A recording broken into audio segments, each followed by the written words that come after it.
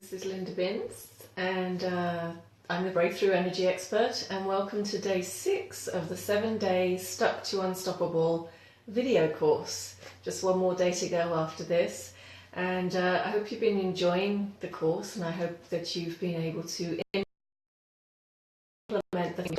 The whole course is designed to help you move forward from wherever it is that you feel stuck or frustrated or overwhelmed. And not only to help you get unstuck, because very often we learn how to get unstuck, we can move beyond something, but then we fall back into that again.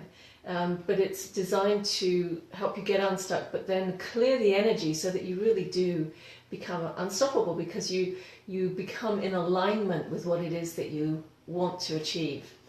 So just a quick recap of the last 5 sessions. The first one was about making space, creating the space for what we want, and for identifying what's going on in your life that you could potentially let go of, and what kind of things you have in your home or even work environment that are no longer appropriate, that you can release so that you open up the space for what you do want to come into your life. Then we talked about creating the things you want. Starting a list and continually adding to it and having fun with that, and that's something I encourage you to continue with beyond this course. And then we talked about narrowing that down to really the number one most important thing for you to focus on, and to go a little bit deeper into that and establish why it is you want that, what is important about that for you.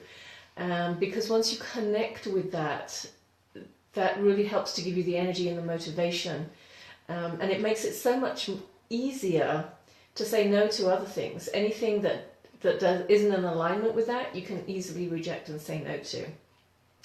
And then we talked about focusing on the positive aspects, making a list of the positive aspects of your current situation as it relates to that thing you're trying to change.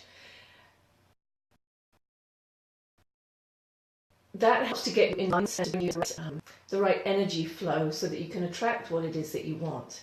And then yesterday we started looking at the things that keep you stuck. And yesterday we were talking about identifying your fears, because that's something that operates very quietly, very unconsciously. We'll bring that to your conscious mind and kind of shine a light on it, so that those fears are not operating unseen anymore. And so today we're continuing with that thought. We're taking that a step further, once again looking at whatever might be keeping you stuck, making you feel that you're being held back. And so we're going to be looking at patterns and upper limits. Now, an upper limit is, if you think of, we all really have a set point. And it's like on the thermostat. You know, when you turn your thermostat on and the temperature reaches a certain level, the heating will kick in or the air conditioning will kick in, whatever that is. So we all have our own set point, just like that thermostat, which tells us basically, based on our conditioning, you know, and the beliefs that we have, and what we grew up with, and what's happened in our life up until this point, that creates our conditioning, which tells us this is how happy you can be, this is how much money you can make, this is how successful you can be. So each of us has a different set point. But the thing is, when we reach that set point, so as you embark on something like this, when you're trying to move beyond something or grow personally and do self-development and growth, then you reach that set point, and what you'll find happens is that things will conspire to stop you, to pull you back, and to keep. It's like a rubber band effect. It's like you get so far and then you feel like you're snapped back again. That's why people often say, well, I feel like I take 3 steps forward and then 2 steps back, something like that. So that is known as an upper limit, and that is a phrase that's coined by Gay Hendricks, who wrote the book called The Big Leap. So we want to identify those and just gain clarity around what is going on in our lives and what kind of patterns you have. This is going to be really helpful for you to be able to identify them, because once you identify them, then you can let them go and they don't have the same impact on you anymore. So what are your patterns? I want you to think about that and write them down. And when I say a pattern, it's like a recurring situation that happens for you. So, for example, you might get a job and you think, this is my dream job, it's the job I've always wanted, and you're really happy that you got the job, and then perhaps 6 months in, it turns out to be not really what you wanted, or that something happens to make it more stressful for you, or so that you don't enjoy your job anymore. Perhaps that's something that's happened to you more than once. That would be a pattern.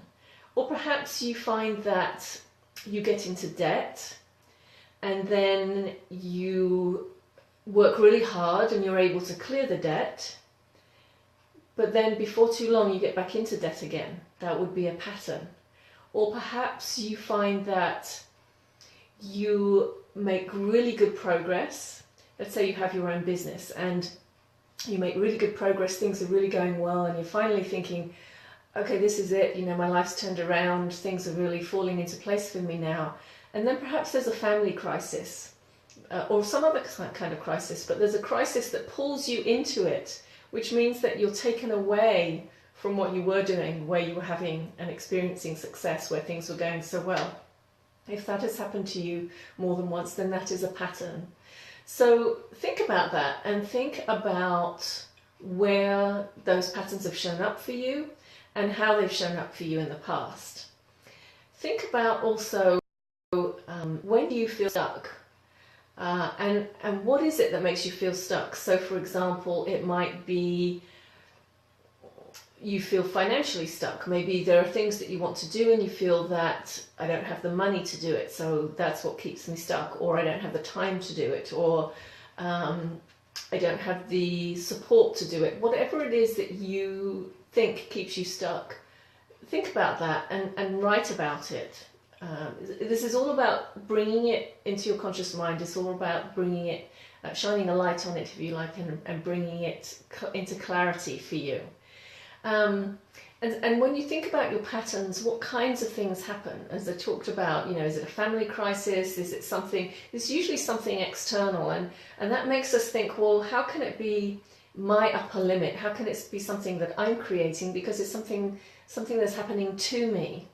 But if it happens frequently and it does come into a pattern, then it really is something that's being created, and it's amazing how these things can show up. So just explore, that's the purpose of this right now, just explore these kinds of situations, make a note of them, write about any previous experiences, and then once you have all of that and you're kind of getting a clear picture, you can make the decision that you're no longer going to allow these kinds of things to hold you back anymore. And you can choose to move beyond them. And there's a great affirmation that you can use, that I like to use, that will help you with that.